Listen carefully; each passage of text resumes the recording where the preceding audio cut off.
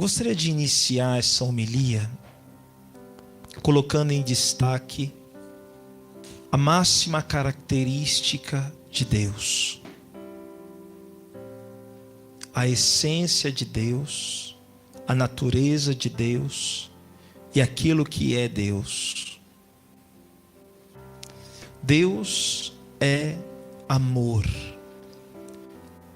e amor eterno. É bom colocar em evidência essa palavra eterno, porque é um amor que não é um amor segundo o amor mundano, humano.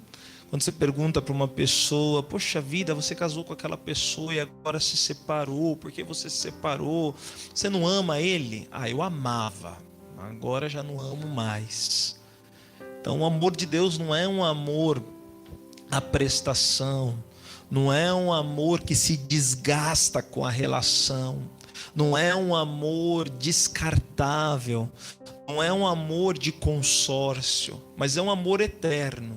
É um amor que não pode se contradizer nele mesmo. E que isso deve ficar muito claro para nós. Quantas vezes as pessoas chegam para mim, padre, e falam: padre, mas Deus vai me perdoar deste pecado? Você acha que Ele me perdoa? Ele não está bravo comigo porque eu fiz isso, aquilo, outro?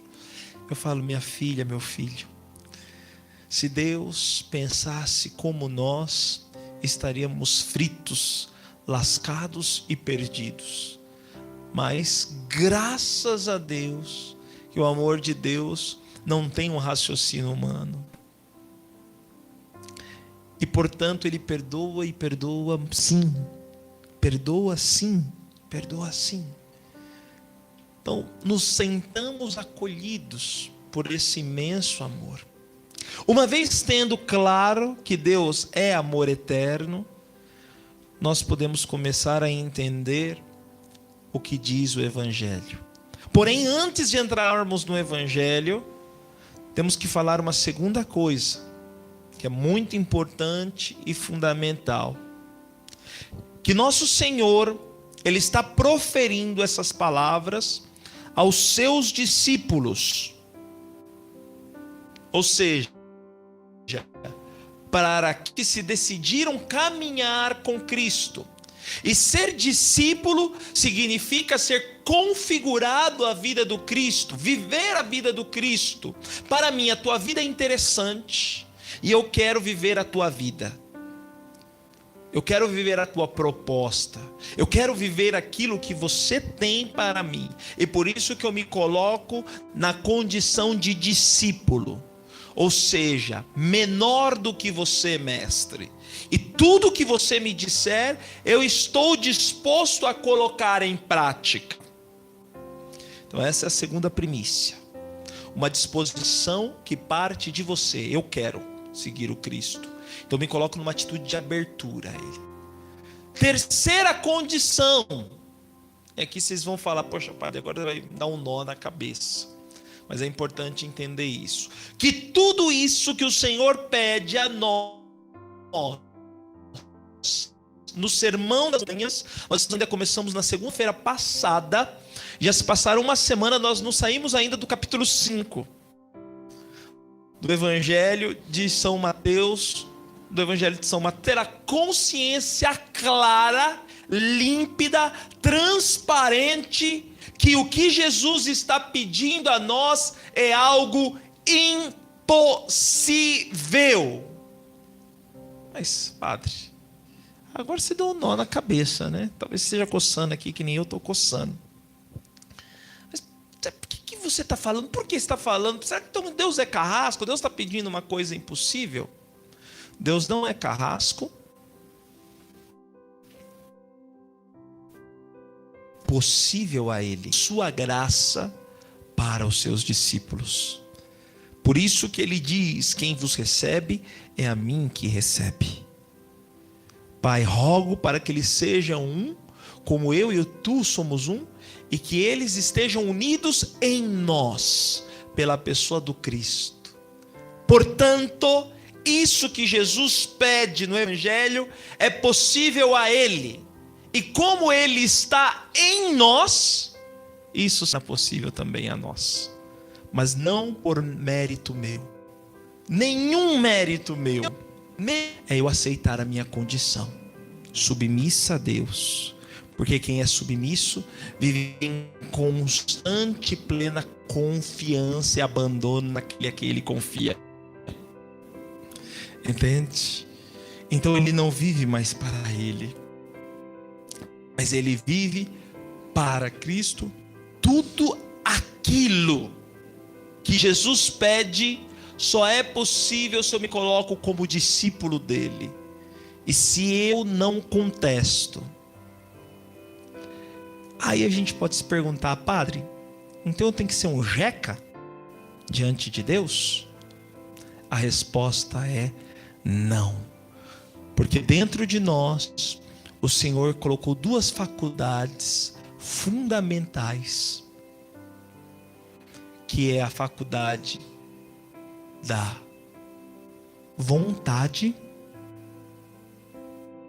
ou seja, eu preciso querer viver sob a ação de Deus,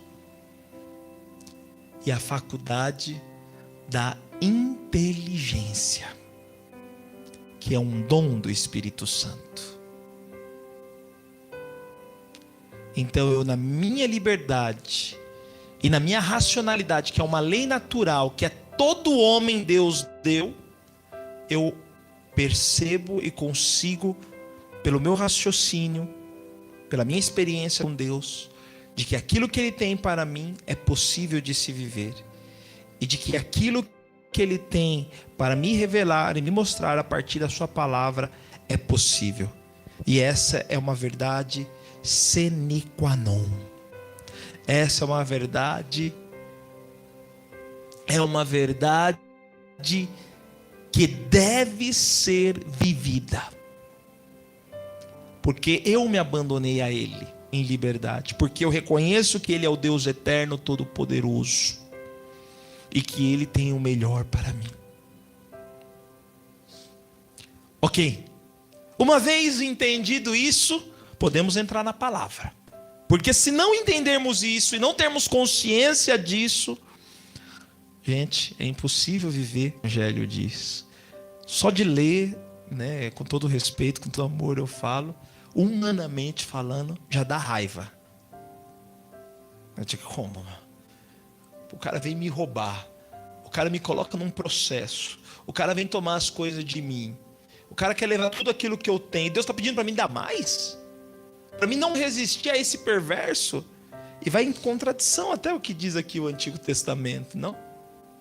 E essa lei do talião, que é palavra de Deus, também já é um paliativo pelo que é a vontade de Deus. Isso faz parte da pedagogia de Deus.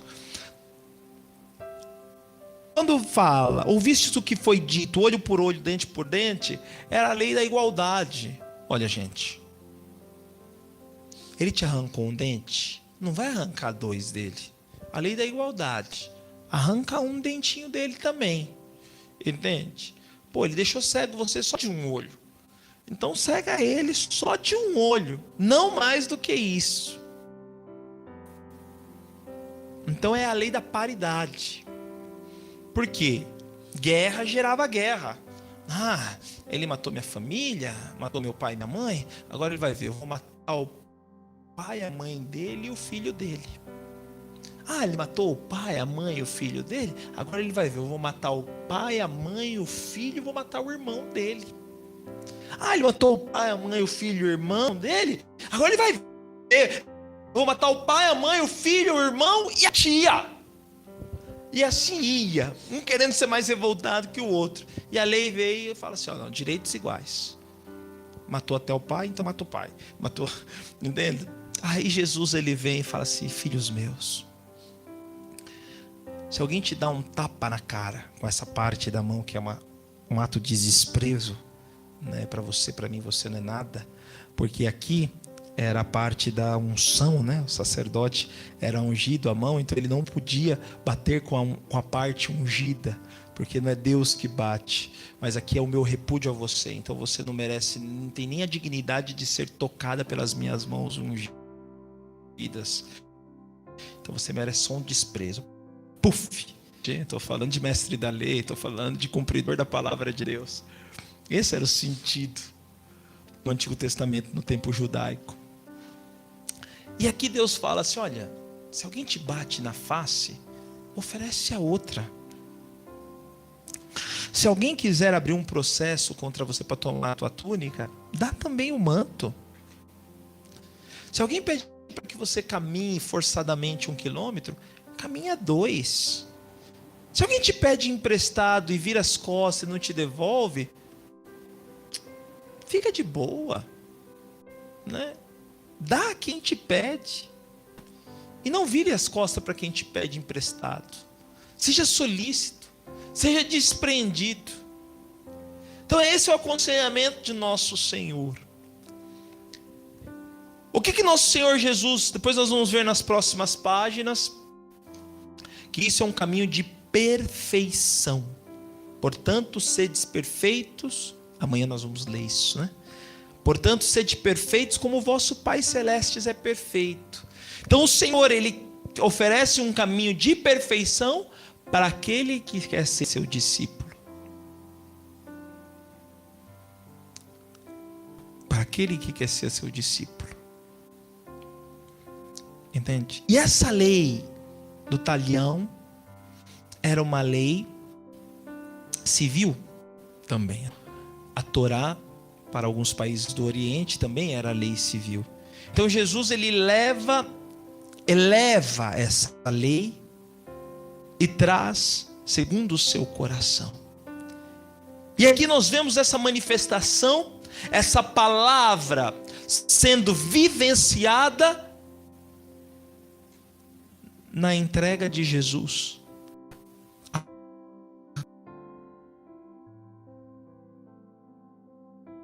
Por cada um de nós. Jesus que rasgou, que não só dá a face, entrega por amor. Por isso que nós somos fala. Mas não é possível a nós. É preciso uma graça extraordinária. E somente Ele em nós, somente Ele agindo em nós, é possível vivenciar o que Ele pede. Amém, queridos irmãos? Por isso peçamos essa graça hoje, essa força, para realizarmos isso que Jesus pede a nós. E concluo essa homilia dizendo um trocadilho bem jovial: não sejamos cristãos Nutelas, mas cristãos raiz.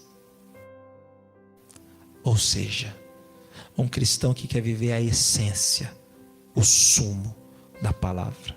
Hoje mesmo conversava com alguns jovens que diziam: ah, padre, eu era aí de algum outro lugar, mas a gente bebia lá na casa da coordenadora, a gente enchia a cara, não tinha radicalidade. Às vezes ela falava assim, não tinha radicalidade da Missão Belém. Aí me vinha vontade de dar risada, né?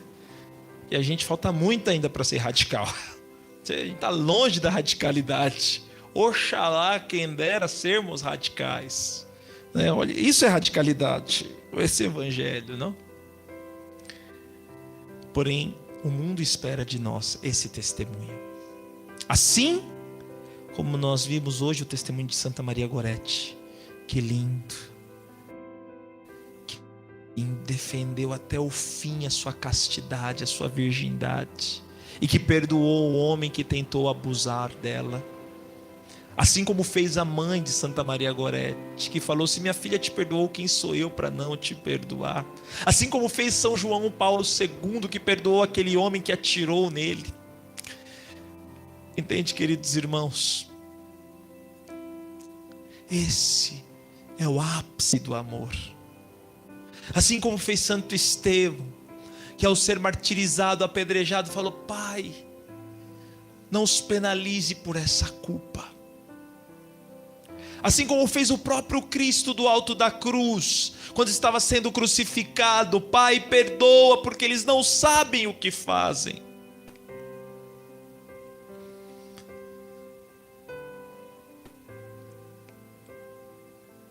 Este é o amor de quem vive profundamente unido a Cristo. Por isso, tiremos como propósito hoje dessa homilia, gente, a capacidade de termos uma intimidade profunda com Jesus. E vamos pedir hoje, em modo especial, na adoração eucarística, isso. Essa graça de pedirmos o coração de Jesus para a nossa vida. Vivermos esse desapego, vivermos isto que Jesus nos pede através da sua santa e maravilhosa palavra, mas também tão exigente.